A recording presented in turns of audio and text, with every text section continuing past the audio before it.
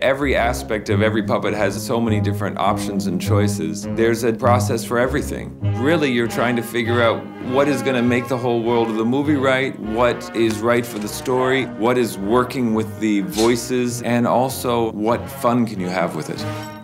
Papeto. Andy Gent, he's the boss of everything to do with puppets. I want my master. From here at the Puppet Workshop, we're responsible for delivery of puppets, making them, and we've got on this nearly 900 characters, several thousand faces that have been sculpted, moulded, painted, all have been done by hand. The largest number of puppets created by hand, so that's crafted out, that's not using 3D printing for a stop-motion film. I'm getting confused now. Working on character design, we'll start a sculpt in plasticine. The scale of sculpting has been immense compared to anything I've worked on previously. 12 sculptors for an animation in general is unheard of, really. Once we've got a sculpt in plasticine that gets approved, we'll make a mould of that one. The mould making is quite important as it picks up all the sculpted detail. 4 different dog scales and 5 different human scales. 200 characters have face replacements. Then we have building the armatures. The armature is essentially the moving facility of the puppets. Some animators like the tension to be fluid and loose, and some animators like the tension to be really quite hard. It's specific to each animator.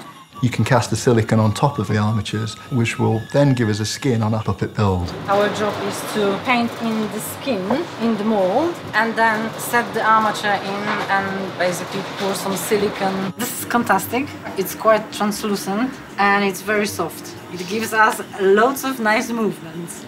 Once you've got the silicone on top of it, you can paint it with all of the little bruises and flecks and shrapnel scars on them. Everything that we do in here is the stuff that gets seen on the screen. Painting the Tracy freckles, copying by eye just with a little paintbrush. 297 freckles on each face. I've actually painted over 22,000 freckles on Tracy alone on this job.